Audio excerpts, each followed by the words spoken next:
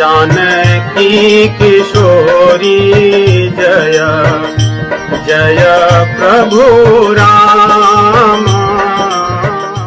आप सभी को राम राम। आज श्री रामचरितमानस के अयोध्या कांड के दोहे 111 से 121 11 दोहों में भगवान श्री रामचंद्र जी के सौंदर्य का जो रस है, जो ग्रामीणों द्वारा देखा जा रहा है वन गमन मार्ग में, उस रस को हम भी अपने हृदय रूपी जिह्वा से आस्वादन करने का प्रयास करेंगे। तो भगवान श्री रामचंद्र जी भरद्वाज मुनि के आश्रम में पहुंचे हैं। भरद्वाज मुनि ने अपने अनुचरों को भेजा, अपने सेवकों को भेजा। बहुत सारे सेवकों में से 4 सेवक भगवान श्री रामचंद्र जी के साथ गए। गुहा भी साथ में हैं। यमुना जी को पार किए और आगे गांवों की यात्रा आरंभ करते हैं। उस मार्ग में, क्योंकि गोस्वामी तुलसीदास जी महाराज जी का गांव भी, जहां पे उनका जन्म हुआ था, राजापुर, वो भी यमुना नदी के किनारे चित्रकूट की सीमा के पहले ही पड़ता है। ऐसा लगता है गोस्वामी तुलसीदास जी महाराज स्वयं समाधि में चले गए और भगवान के दर्शन कर रहे हैं। उसी को इन्होंने यहां पे लिखा है कि एक तापस कुंज आया। वो भगवान को देखकर बहुत प्रसन्न हुआ। भगवान का मन क्रम वचन से वो सेवक है। भगवान को देखते ही दंडवत भूमि पर वो तपस्वी गिर पड़ा। भगवान श्री रामचंद्र जी ने दौड़कर उसे उठाया और अपने हृदय से लगा लिया। ऐसा लग रहा है कि मानो प्रेम और परमार्थ ये दोनों एक दूसरे को भेंट रहे हों, एक दूसरे के गले मिल रहे हों। उसके बाद में वो जो तपस्वी थे, भैया लखन के चरण कमलों पर गिर पड़ते हैं। माता जानकी जी को धरती पर सिर रखकर प्रणाम करते हैं। निषाद भैया गुहा जी तपस्वी को प्रणाम करते हैं। और वो तपस्वी इस प्रकार भगवान को, भैया लखन को, सीता माता जी को देख रहे हैं, गुहा को देख रहे हैं। ऐसा लग रहा है कि कोई जन्मों जन्मों से भूखा हो और उसको अमृतमय भोजन किसी ने परोस दिया हो। पियत नयन पुट रूप पीयूषा, मुदित सुअसन पाई जिमि भूखा।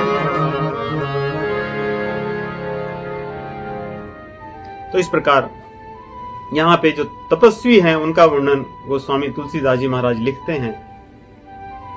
संतों का ऐसा ही मत है कि ये तपस्वी और कोई नहीं, गोस्वामी तुलसीदास जी महाराज स्वयं समाधिस्थ हैं और भगवान के चरण कमलों में, उनकी लीला में वे सम्मिलित हैं। आगे कथा आरंभ लिखते हैं। आगे कहते हैं, गांव के लोग जो भगवान को देख रहे थे, स्त्रियां पुरुष, वे एक दूसरे से कहते हैं कि इनके माता पिता कैसे हैं, कितने निष्ठुर होंगे जिन्होंने इन्हें वन में भेज दिया है। और कुछ लोग कहते कि चलो अच्छी बात है, इनके माता पिता चाहे जैसे हों, लेकिन हैं तो बड़े परोपकारी कि इन लोगों को वन में भेजकर हमारे जैसे लोगों के लिए भी उन्होंने इनके दर्शन सुलभ कर दिए, नहीं तो हम इनके दर्शन कहां कर पाते। इस प्रकार गांव गांव से होते हुए भगवान श्री रामचंद्र जी अनुज और जानकी के साथ चले जा रहे हैं। संग संग उनके सखा भी हैं। प्रभु अब रुकते हैं और अपने सखा को बड़े प्रेम से समझाते हैं कि हे मित्र गुहा, बहुत दूर से तुम चले आ रहे हो। मेरी इच्छा है कि जब मैं आपको लौटा रहा था तो आपने कहा था कि आगे मैं कुछ दूर और चलूंगा, आपकी सेवा करूंगा और फिर लौट जाऊंगा जब आप कहेंगे। अब वो अवसर आ गया है। मेरी इच्छा है कि अब आप लौट जाइए यहां से, क्योंकि हम अब चित्रकूट की ओर प्रवेश करेंगे। इसलिए यहां से आपका लौट जाना उचित होगा। आप भी जाकर के अपने राज्य के कार्यभार को देखिए, अपने राज्य की रक्षा कीजिए। तब रघुबीर अनेक विधि सखहि सिखावन दीन्हा। राम रजाय सुशेष धरी भवन गवन ते कीन्हा। भगवान की आज्ञा को मानकर निषाद राजगुहा श्रृंगवेरपुर लौट आते हैं और आगे भगवान श्री रामचंद्र जी चलते हैं। यमुना जी के तीर चले जा रहे हैं। जैसे गंगा जी की कथा भगवान बताए थे, वैसे यहां पे यमुना जी की चर्चा करते हैं कि किस प्रकार यमुना जी सूर्य की पुत्री हैं, सूर्य और संज्ञा की पुत्री हैं। उनके भाई यमराज हैं तथा उनके अन्य जो भाई हैं वो शनि हैं, अश्विनी कुमार हैं और मनु भी हैं। इस सारी कथा का भगवान विस्तार से करते हैं, संज्ञा के पुत्रों का और छाया के पुत्रों का और उनके पिता सूर्य देवता का। इस प्रकार करते हुए आगे प्रसन्नता पूर्वक चले जा रहे हैं। रास्ते में लोग मिलते हैं। अब इन लोगों के हृदय में भगवान के प्रति जो प्रेम प्रकट हो रहा है उसकी चर्चा यहां करेंगे।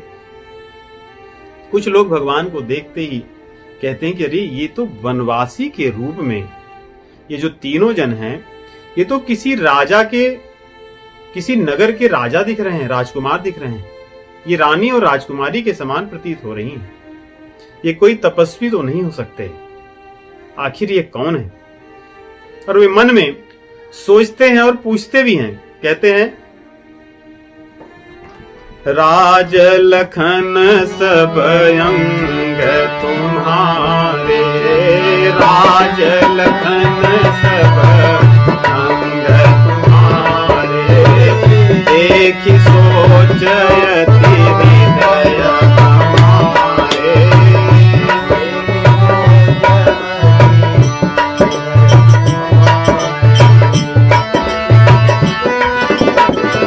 राजाओं के लक्षण हैं आपके, ऐसे हमारे हृदय में हो रहा है।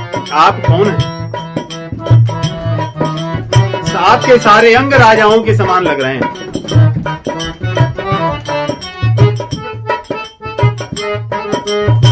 मार्ग चलहु बयाते ही पाए, ज्योतिष झूठ हमारे भाए।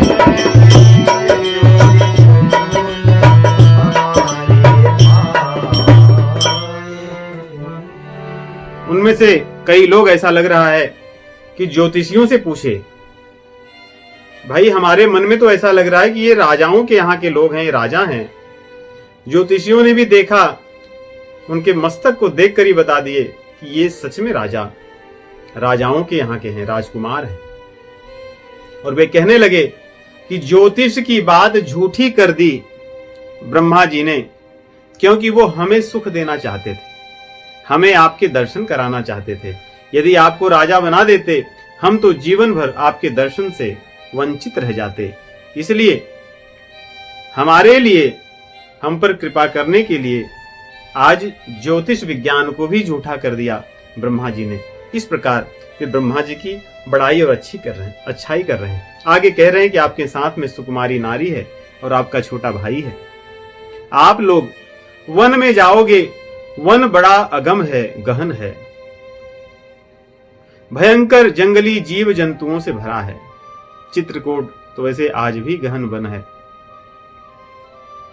आज से कुछ दशक पहले ही वहां के जो लोग हैं वे बताते हैं कि वहां पे सिंह, जंगली सुअर, भालू इत्यादि बाघ तो ऐसे ही विचरा करते थे। उस समय की कौन कहे। तो वहां के लोग कह रहे हैं कि इस वन में आप भटक रहे हैं, ये आपके योग्य ये वन नहीं है। यहाँ पे सिंह हैं, हाथी बड़े भयंकर हैं। हम आपकी सेवा करना चाहते हैं। ऐसा कीजिए कि हम आपके साथ साथ चलेंगे, आप हमें रोकिए मत। भगवान श्री रामचंद्र जी ऐसा लग रहा है कि उन्हें रोक रहे हैं कि नहीं, आप हमारे साथ मत आइए। वो कहते हैं नहीं, मैं आपके साथ साथ चलूंगा। कुछ दूर जहां पे भयंकर वन है, जंगली पशु हैं, उसको पार करा के फिर हम लौट आएंगे, इसलिए आप हमें अपने साथ चलने दीजिए। उनसे प्रार्थना करते हैं। फिर भी भगवान क्या करते हैं, उनसे प्रार्थना करके भगवान भी उनको लौटा रहे हैं कि हम आपसे प्रार्थना करते हैं, विनती करें, आप लौट चलिए, लौट जाइए। एही विधि पूछहि प्रेम बसा, पुलक गात जल नैना, कृपा सिंधु फेरहि तिन्हि, कही विनीत मृदु, कही विनीत मृदु गए। भगवान उन्हें लौटा रहे हैं। कुछ लोग थोड़ी दूर आते हैं, फिर लौट जाते हैं, रुक जाते हैं, दुखी हो जाते हैं, और भगवान आगे आगे चल रहे हैं। जिन जिन गांवों से भगवान होकर चल रहे हैं, उन गांवों को और वहां के लोगों को, ग्रामीणों को देखकर देवता लोगों के मन में भी ईर्ष्या हो रही है कि धन्य है ये गांव के लोग जो साक्षात भगवान श्री रामचंद्र जी को अपने इन नयनों से देख रहे हैं। क्या पुण्य इन्होंने किया था, या भगवान की अकारण करुणा है। हमने इतने वैभव तो प्राप्त किए, देवता हम हैं, परंतु भगवान के इस मानव लीला का हम आनंद नहीं ले पाते। भगवान के साथ इस प्रकार हम दर्शन नहीं या उनकी लीला में सहभागी नहीं हो पाते, क्योंकि हमारे धाम में तो प्रभु इस प्रकार चलेंगे नहीं, और हम न तो इन ग्रामीणों की तरह बन करके इन गांवों में रह सकते हैं। देखिए, सांसारिक उपाधियां, सांसारिक वैभव, ऐश्वर्य, ये भी कई बार भगवान के दर्शन में बाधक होते हैं। कई बार उपाधियों से व्यक्ति इतना अलंकृत हो जाता है कि वो उन उपाधियों को छोड़ नहीं पाता भगवान के दर्शन के लिए, क्योंकि प्रभु को पाना है तो क्यों तो निरुपाध ही हैं, उपाधियों को छोड़ना पड़ता है। ऐश्वर्य में रह करके हम भगवान के दर्शन नहीं कर सकते, क्योंकि हमारे और प्रभु के बीच में जब ऐश्वर्य होगा, ऐश्वर्य हमारे सिर पर जब चढ़ जाता है, तो हमारा हृदय तो उन ऐश्वर्य में ही लगा रहता है। तो भगवान के हम दर्शन नहीं कर पाते। यहां इन देवताओं के भावों से यही सीखने को मिलता है। विविध प्रकार के सांसारिक प्रपंचों में रम जाने के कारण, विविध प्रकार की उपाधियां और ऐश्वर्य, अन्य प्रयोजनों में रम जाने के कारण जीव भगवान से दूर हो जाता है। रामायण की चौपाइयां यहां पर यही सिखा रही हैं कि सरलता से सांसारिक प्रपंचों में अधिक न रमने से भगवान के साथ बड़ी आत्मीयता हो जाती है, क्योंकि हमारे और उनके बीच में कोई फिर दीवार नहीं होती, कोई अन्य वस्तुएं नहीं होती। इसलिए वे ये भी कहते हैं कि धन्य है वे लोग जिन्होंने इन गांवों को बसाए, क्योंकि वे लोग हो सकता है जानते हो कि यहीं से प्रभु होकर चलेंगे एक दिन वनगमन के लिए, इसलिए वे उनकी सराहना करते हैं। सराहना करने के साथ साथ मन में ईर्ष्या भी है कि हम इस सुख से वंचित रह जा रहे हैं। आगे बड़ा सुंदर भाव है कि जो जीव भगवान को देख लेता है वो धन्य है, या जिनको भगवान देख लेते हैं वो धन्य है। सभी धन्य है। धन्यता उसी में है जब हम भगवान से जुड़ सकें, भगवान से हमारा संबंध हो। या तो हम भगवान को अपना मान लें, या हमारे भीतर कुछ ऐसे गुण हो कि प्रभु हमें अपना मान लें कि ये मेरा है। वाल्मीकि जी भी ये लिखते हैं कि जिसने राम को नहीं देखा या जिसको राम ने नहीं देखा वो वास्तव में अधम है और उसने अपने जीवन को व्यर्थ कर दिया है। वही भाव यहां पे कहते हैं जिन पर्वतों को प्रभु अपने कमल नयनों से देख लेते हैं वे पर्वत श्रेष्ठ पर्वतों में गिने जाते हैं, पूजनीय हो जाते हैं। देवलोक के पर्वत सुमेरु, मंदराचल इत्यादि सब उससे ईर्ष्या करते हैं, उसके जैसा होना चाहते हैं। जिन सरोवरों को भगवान अपने नेत्रों से देख लेते हैं या जिन सरोवरों के जल को प्रभु पी लेते हैं, जहां पे प्रभु बैठकर अपने हाथ पैर धो लेते हैं, वे सरोवर पूजनीय हो जाते हैं। देवताओं के लोक के सरोवर भी उनको देखकर सिहाते हैं, ईर्ष्या करते हैं, क्योंकि भगवान ने उन्हें देख लिया, उनसे सेवा ले ली। जिन वन में प्रभु चलते हैं उन वनों को देखकर देवलोक के वन सिहाते हैं। तो इस प्रकार गोस्वामी जी लिखते हैं, जे भरी नयन बिलो कहीं राम ही सीता लखन सहित घन श्याम ही।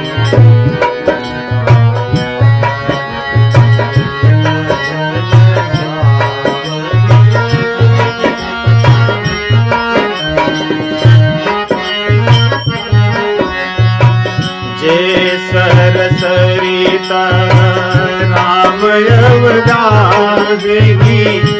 नहीं देव सरित सराही।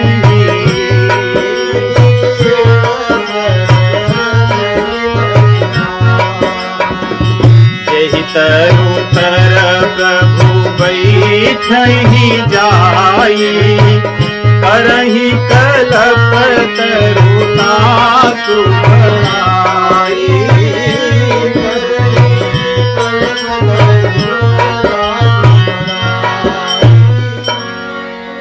जिन वृक्षों के नीचे प्रभु बैठ जाते हैं, कल्प तरु सुर तरु उसके गुणगान को गा रहे हैं। जहां पर भगवान स्नान कर लें, उन सरोवरों को नदियों की प्रशंसा हो रही है, वे पूजनीय है।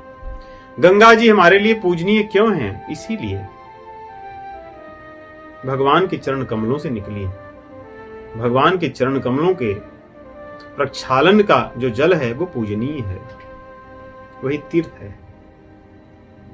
तो इस प्रकार भगवान चले जा रहे हैं। बादल दौड़ दौड़कर प्रभु के साथ साथ चलते हैं छांव करने के लिए, कि मेरे राम को धूप न लग जाए, जानकी और लखन की मैं सेवा कैसे कर लूं। जो देवतागण हैं वे पुष्पों की वर्षा करते हैं, जिससे भगवान के चरण कमल उन पुष्पों पर होकर चलें। जो भूमि इतनी कठोर है, प्रभु के चरणों को पीड़ा न दे, कष्ट न दे। इस प्रकार भगवान गांव गांव से होते हुए चले जा रहे हैं। तो ये तो बात थी अचर सृष्टि की, जो चल फिर नहीं सकती, पेड़ पौधे पर्वत सरित नदी इत्यादि, बादलों की। अब देवताओं की बात शुरू करते हैं, उसके बाद गांव के लोगों की दशा क्या है। कितना सुंदर गोस्वामी तुलसीदास जी वर्णन करते हैं। गांव के लोगों का सौभाग्य क्या है। जिस गांव से भगवान निकल जाते हैं, होकर जाते हैं, वहां गांव के लोग जिनकी दृष्टि भगवान पर पड़ती है, जो भी कार्य वो कर रहे थे उसको छोड़कर भागते हैं प्रभु के पीछे और चिल्लाते हुए भागते हैं कि अरे ये देखिए कौन गांव से चले जा रहे हैं, ये कौन है, इनको देखो तो सही। गोस्वामी जी कई प्रकार के लोगों का वर्णन करते हैं। एक न एक बोल सीख देही, लोचन लाहुले उछन देही।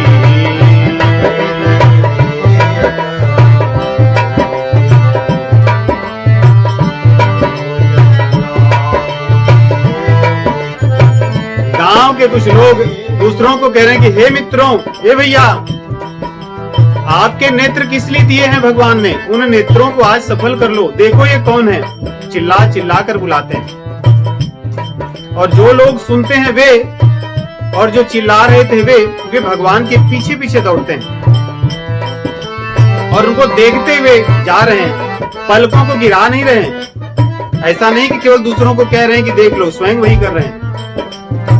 राम ही देखी एक अनुरागे, चितवत चले जाहि संग लागे।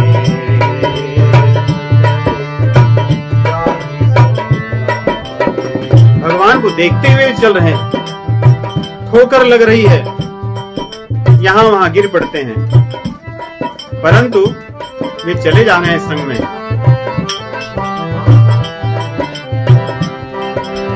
आगे गोस्वामी जी लिखते हैं, उनका शरीर इतना पुलकित हो जाता है, रोम रोम पुलकित हो जाता है, रोमांचन हो जाता है कि हाथ पैर उनके शिथिल हो गए, वो चल नहीं पा रहे, गिर रहे हैं। भगवान के सौंदर्य को देखकर रोमांचित पुलकित हुए जो ग्रामीण हैं, वे चलने की अवस्था में अब नहीं रह गए, गिर पड़ रहे हैं भूमि पर, फिर उठते हैं, चलते हैं और फिर गिर जाते हैं। एक नयन मग छवि उरहानी, ओहि शिथिल तन मन बलवानी।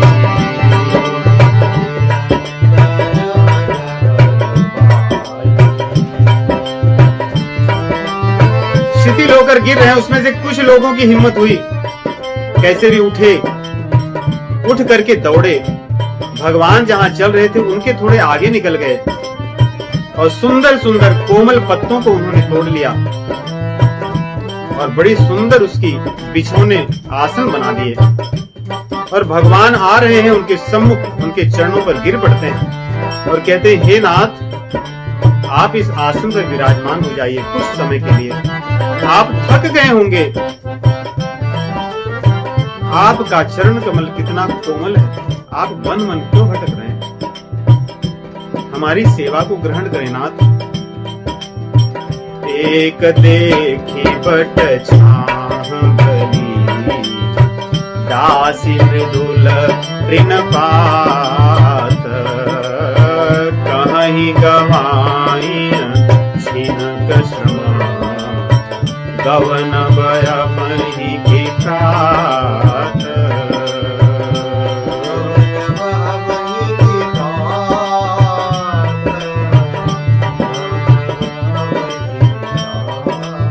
हे भगवान, आप इस आसन पर बैठ जाइए, विश्राम कर लीजिए, आप थके होंगे। ये भूमि बड़ी कठोर है, ये चित्रकूट क्षेत्र है, गहन वनों का ये प्रदेश है, यहाँ की धरती भी बड़ी कठोर है, इसलिए आप यहाँ विश्राम करके प्रातः काल जाइए। अभी क्यों जा रहे हैं, अभी जाने की क्या आवश्यकता है। प्रभु सुन नहीं रहे हैं। उसमें से कुछ लोग दौड़े दौड़े गए, जल भर ले आए, शीतल जल।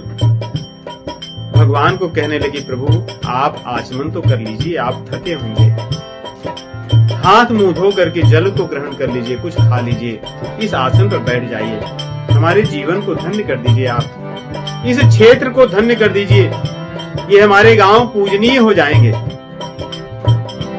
इसीलिए तो चित्रकूट धाम बन गया है, नहीं तो उस बीहड़ जंगल को कौन पूजेगा। केवल प्रभु के चरण कमल पड़े हैं, इसी कारण वो पूजनीय। वे कहते हैं, एक कलश धरि आनहि पानी, अचैय नाथ कहिय मृदुहानी।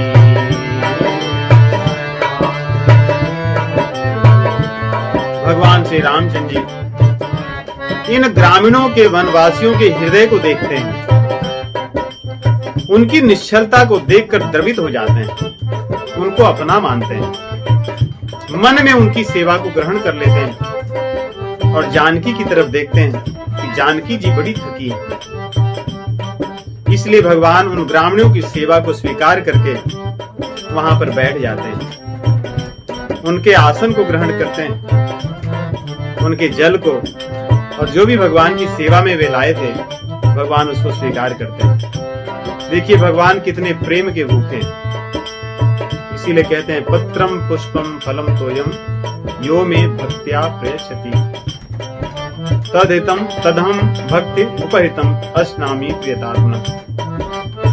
मैं उसमें से केवल भक्ति को प्रेम को ग्रहण करता हूं। तो भगवान इन वनवासियों के प्रेम को जल के रूप में और उनके फलों को कंद को ग्रहण करते हैं। जानकी माता जी को भी कहते हैं कि आप ग्रहण कीजिए, आपके लिए मैं ये कर रहा हूं। सब लोग प्रसन्न हो जाते हैं, उनके जीवन का उनका जीवन चरितार्थ हो गया। क्यों? क्योंकि भगवान उनकी बात को मान लिए और चारों तरफ अब मेला लग रहा है। धीरे धीरे भगवान पत्तों के आसन पर बैठे ग्रामीणों की सेवा स्वीकार कर रहे हैं। अब भीड़ जुटने लगी। एक टक सब सोहि चकोरा, रामचंद्र मुख चंद्र चकोरा।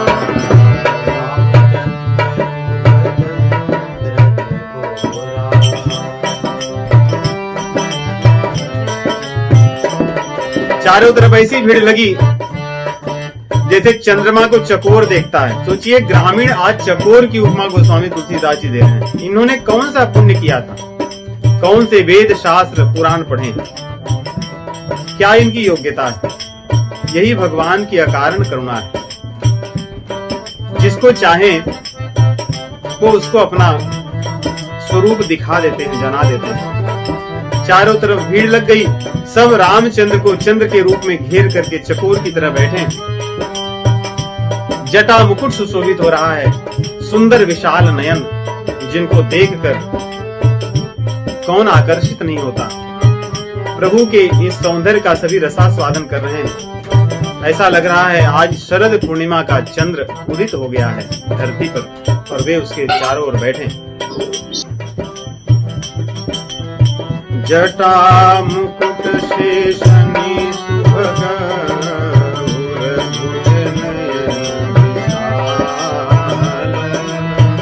शरद परब विधुप लसत स्वेद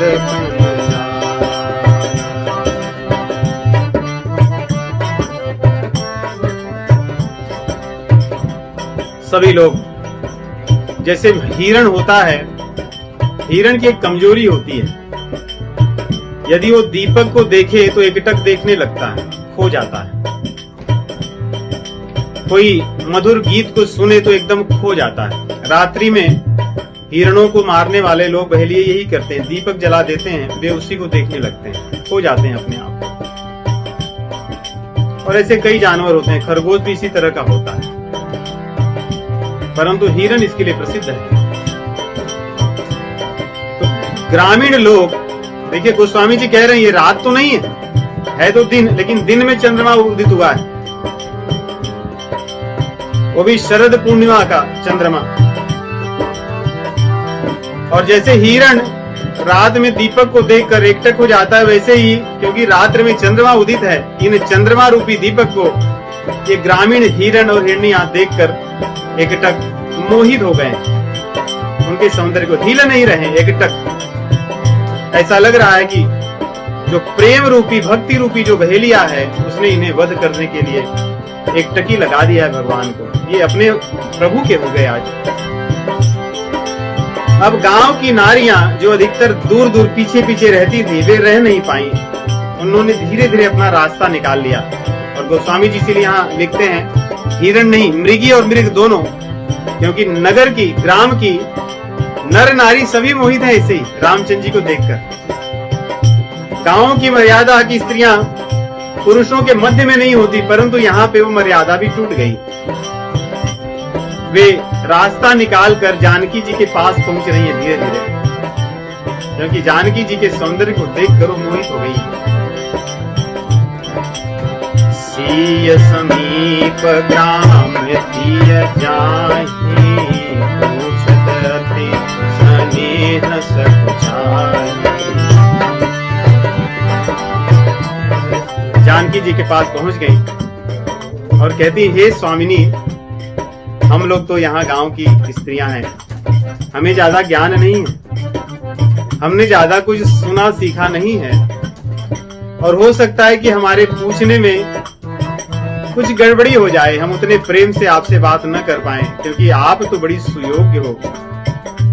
आपके मुखमंडल को देखकर आपके सद्गुण प्रकाशित हो रहे हैं, इसलिए हम संकोचा रहे हैं कि आपसे क्या पूछें, क्या कहें। आपके साथ है ये जो दो राजकुमार हैं, बड़े सलोने हैं। ऐसा लगता है हमें कि हमारे जो आभूषण स्वर्ण के बने हैं और आप के साथ ये जो दोनों हैं, इन आभूषणों की चमक इन्हीं से आई है। लक्ष्मण जी जो गोरे हैं, इनसे स्वर्ण में चमक है, और रामचंद्र जी जो श्याम रंग के हैं, वर्ण के, इनके कारण हरिताभ नील वाला मरकत सौंदर्य को पाया है, ऐसा हमें लगता है।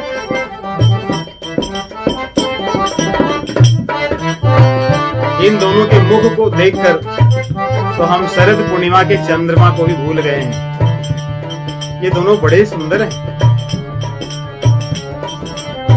कोटि मनोजल जाऊं निहारे, सुमुखी कहूं को आही तुम्हारे, सुमुखी कहूं को। हे सुमुखी, करोड़ों कामों को लज्जित करने वाले, उनकी सौंदर्य को हरने वाले, ये आपके कौन है? एक भारतीय परंपरा के अनुसार कोई और या बाहर के लोगों को ये प्रश्न का उत्तर देना एक स्त्री के लिए थोड़ा कठिन है।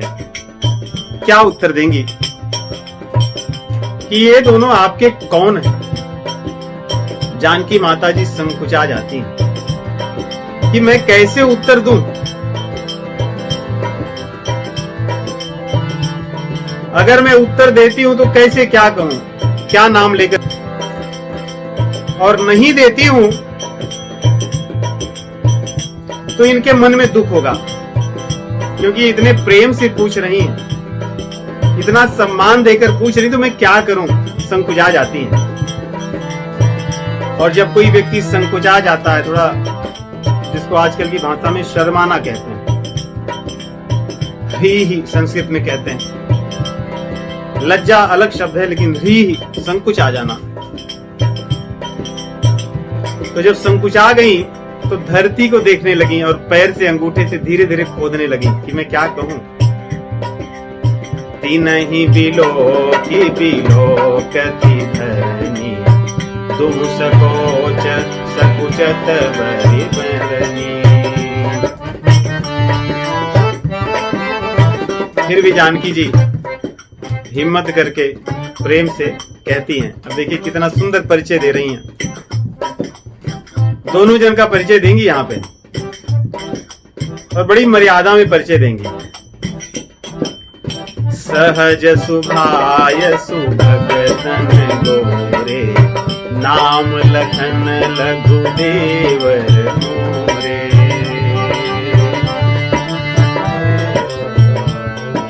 ये जो छोटे हैं ये मेरे देवर हैं, लेकिन उसके पहले उनका परिचय क्या दी है?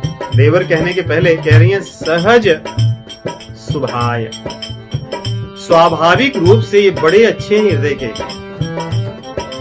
बाहर से देखने में तो बड़े सुंदर ही है गोरे, लेकिन भीतर से बड़े सुंदर हैं। सहज सुभाय सुभगतन गोरे, नाम लखन लघु देवर मोरे। ऐसे भैया लखन जो रामचंद्र जी की सेवा में क्षण क्षण में क्रोधित हो जाते हैं, स्वयं जानकी जी के पिताजी को उन्होंने नहीं छोड़ा। जनक कही अति अनुचित बानी, विद्यमान रघुकुल मन जानी। ऐसे भैया लखन जो परशुराम जी को इतने क्रोधित कर दिए कि सारी सभा डर गई।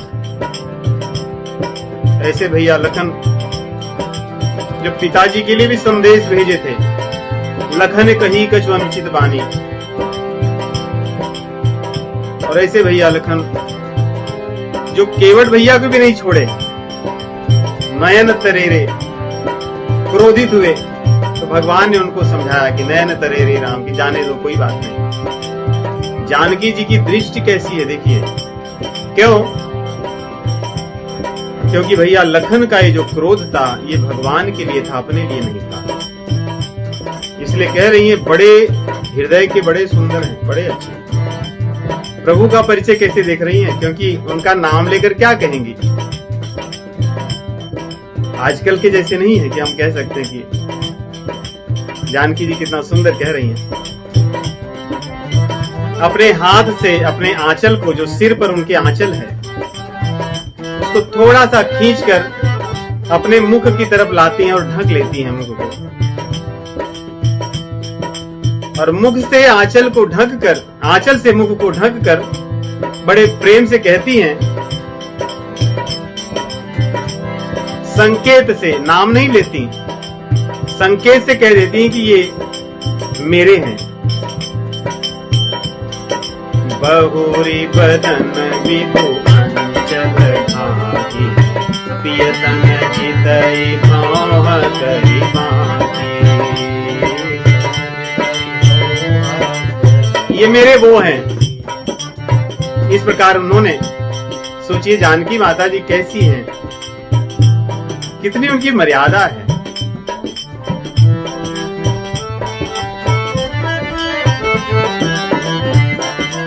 सारी ग्रामीण जो स्त्रियां थी बड़ी प्रसन्न हो गईं, खुश हो गईं। सभी आशीर्वाद देने लगी, लेकिन आशीर्वाद कैसे दे रही हैं? बड़ा सुंदर है ये। ऐसी परंपरा आज भी ग्रामों में, गांवों में और कुछ आदिवासियों में ऐसी परंपरा है। चित्रकूट तथा उसके आसपास के बहुत से क्षेत्र, बहुत सा मध्य प्रदेश का भाग, उत्तर प्रदेश का आज का जो भाग है, वहां पर भी ऐसी परंपरा है कि चरण भी आपके पकड़ेंगे और आपको आशीर्वाद भी देंगे। सोचने और सुनने में थोड़ा अलग लगता है कि आपके चरण भी पकड़ेंगे और आपको आशीर्वाद भी देंगे। तो ये ग्रामीण स्त्रियां जानकी माता जी के चरण को पकड़ रही हैं और उनको आशीर्वाद भी दे रही हैं। अति सप्रेम पिय भाय परी, बहु विधि देहि आशीष, सदा सुहागिन हो तुम, जब लगी मही शीश।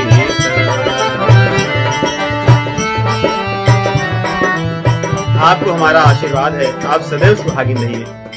जब तक ये धरती रहे, जब तक इस धरती को धारण करने वाले शेष नाग रहें, तब तक तुम पार्वती जैसे सदैव सुहागी रहो। अपने प्रिय की वैसी, अपने पति को ऐसी प्रिय बनो जैसे भगवान शिव जी को पार्वती जी प्रिय। हरखे हेतु हेरि हरि को, किय भूषण तिय भूषण ती को। भगवान शिव जी अपना आभूषण पार्वती जी को बना लिए, किय भूषण तिय भूषण ती को, क्योंकि उनसे इतने प्रसन्न हैं, उनको इतना प्रेम करते हैं। कह रहे हैं कि आपके पति भी आपको वैसे ही प्रेम करें। कई बार सुहागिन तो रहना ठीक है, परंतु पति उतना प्रेम करे ये दूसरी बात है। तो ऐसा आशीर्वाद दे रही है। पार्वती समपति प्रिय हो, देवी न हम पर छाड़ बसो।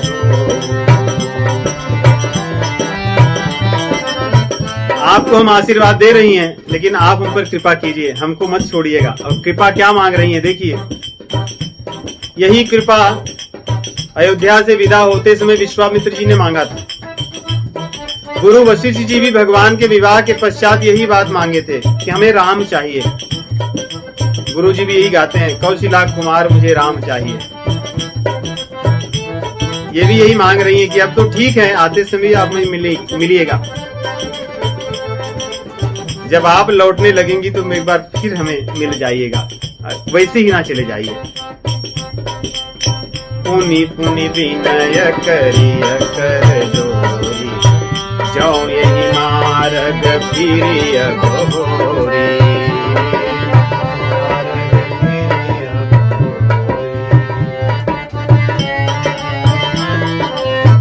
इस प्रकार वो धीरे धीरे बात कर रही हैं और उसमें एक बात और कहती है, लौटते समय एक काम कीजिएगा कि हमें दर्शन दे दीजिएगा अपनी कृपा करके।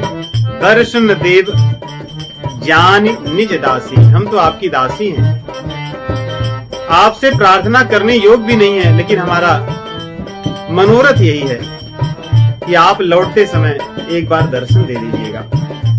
इस प्रकार प्रेम से अपने मन की बातें कह रही हैं, उनके चरणों पे गिर पड़ती हैं, आशीर्वाद देती हैं।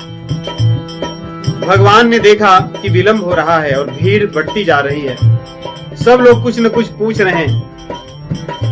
भगवान से भी, लखन से भी लोग अपनी अपनी बातें पूछ रहे हैं। ये तो गोस्वामी जी जानकी माता जी और ग्रामीण नारियों की बातें कर रहे हैं। भगवान ने संकेत किए कि लखन अब हमें चलना चाहिए, बहुत विलंब हो गई है, हमने इनकी सेवा तो ले ली, अब हमें यहाँ इस स्थान को त्याग देना है। क्यों? क्योंकि हम संन्यास रूप, तपस्वी रूप धारण करके वन में आए हैं। किसी स्थान पर ग्राम या इत्यादि में हमारा मन न लग जाए, मोह न हो जाए, इसलिए इस स्थान को तुरंत छोड़ देना चाहिए। उनकी बात सुनते ही लखन जी ये नहीं बोले कि हमें चलना है, कहे कि अच्छा भैया ये बताइए कि चित्रकूट की तरफ कैसे चलना होगा, रास्ता कौन सा जाता है। ये प्रश्न सुनते ही ग्रामीण लोगों के प्राण सूख गए, व्याकुल हो गए। जैसे जल के बिना मछली तड़पड़ाने लगती है, वैसे सब तड़पड़ाने लगे कि अब ये यहाँ से जाना चाहते हैं। सभी के प्राण सूख गए, धैर्य टूट गया और उन्होंने भगवान को फिर भी बार बार कहने पर मार्ग दिखाया।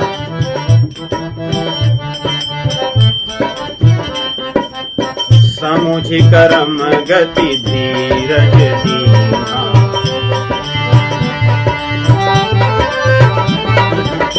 समुझि करम गति धीरज दीना, शोधि सुगम मग दिन कह दीना।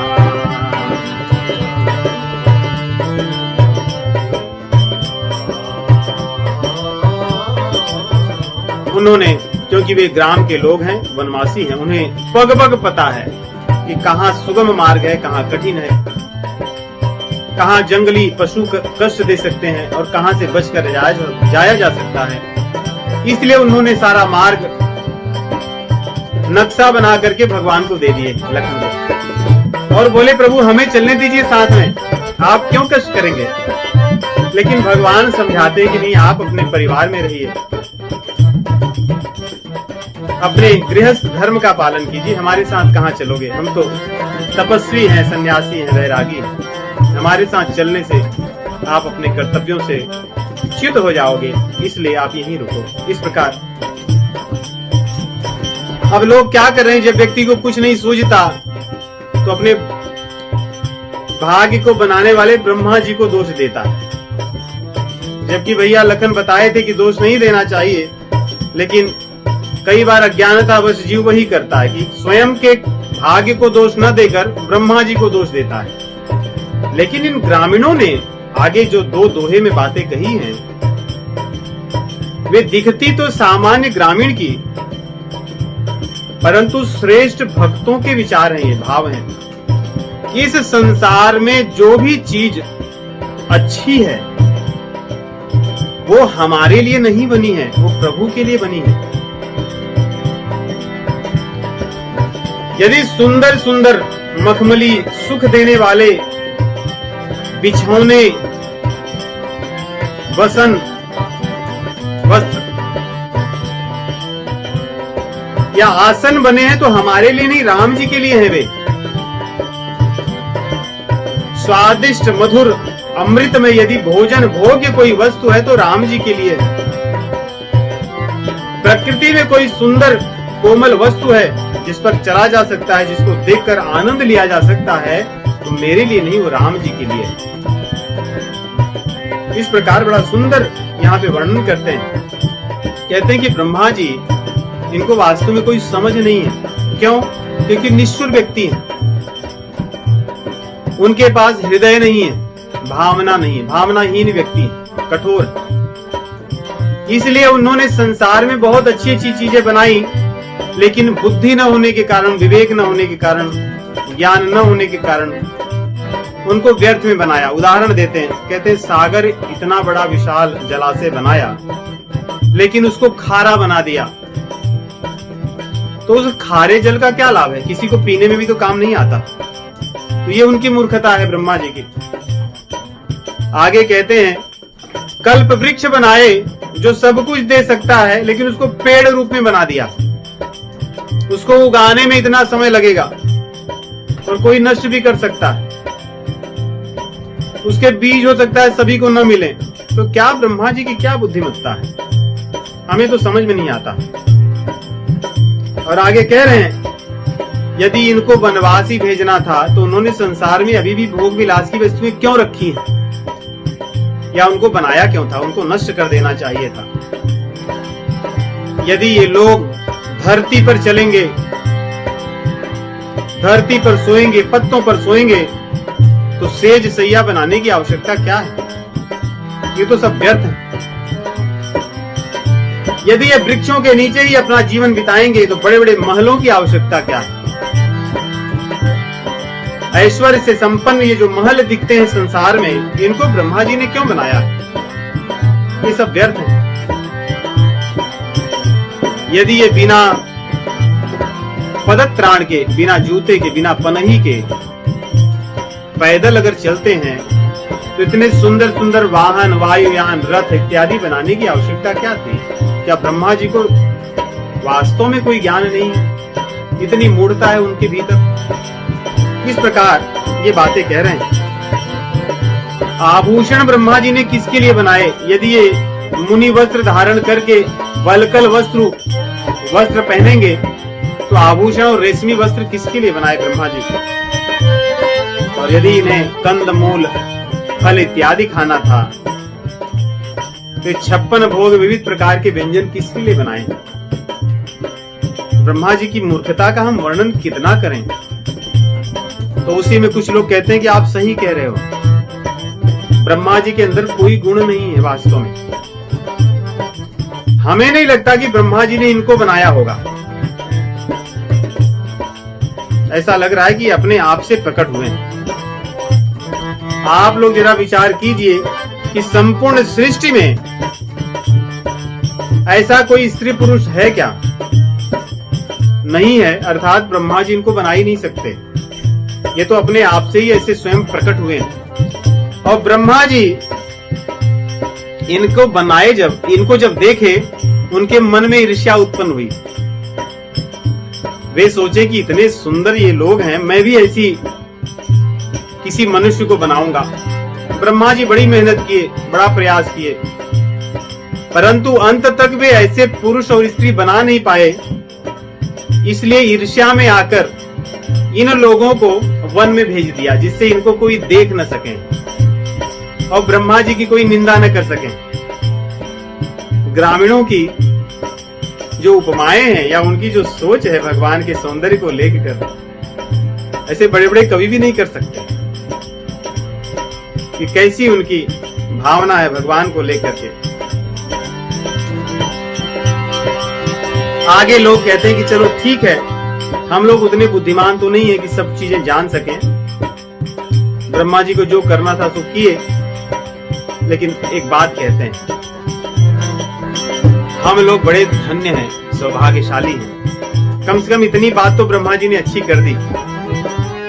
उनके अंदर लाखों दुर्गुण हो, परंतु एक गुण तो है कि हमारे जैसे लोगों के लिए इनको वन में भेज दिया। और हे मित्रों, हे सखियों, वे लोग धन्य हैं जिन्होंने इनको देखा है, वे लोग धन्य हैं जो इनको देख रहे हैं, और वे लोग धन्य होंगे जो इनको आगे भविष्य में देखेंगे। एक कहीं हम बहुत न जानहि, आप ही परम धन्य करि मानहि।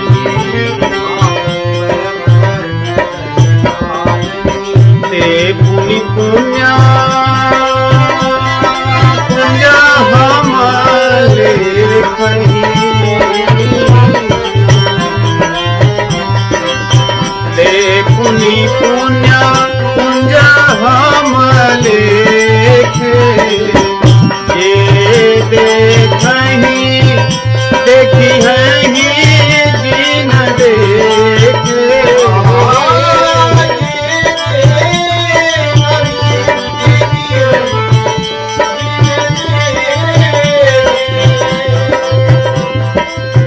ये देखहि देखी है जी न देखे।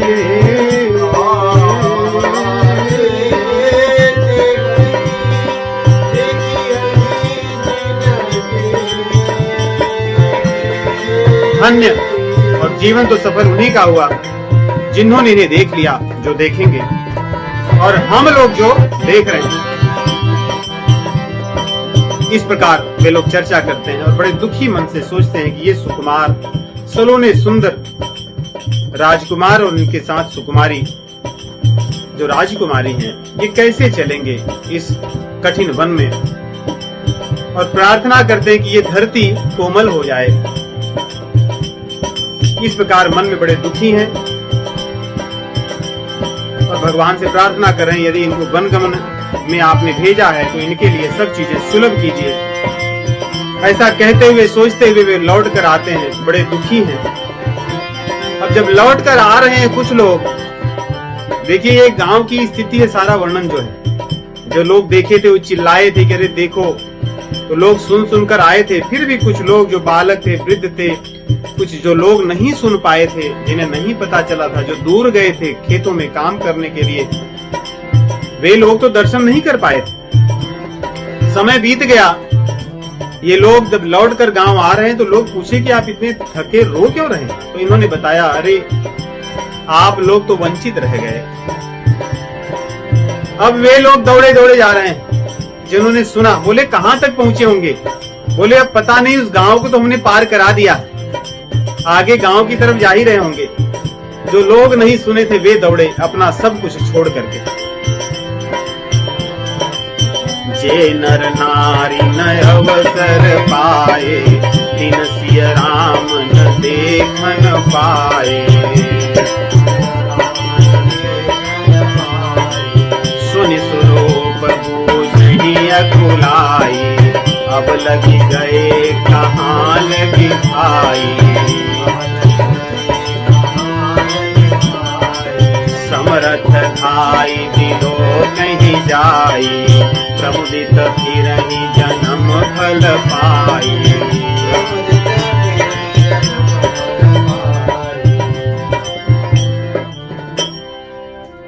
जो लोग सुने सब कुछ छोड़कर भागे, जो समर्थ थे, जो दौड़ सकते थे, भाग सकते थे, दौड़ते दौड़ते दौड़ते दौड़ते उस स्थान तक पहुंचे जहां भगवान श्री रामचंद्र जी चले जा रहे थे।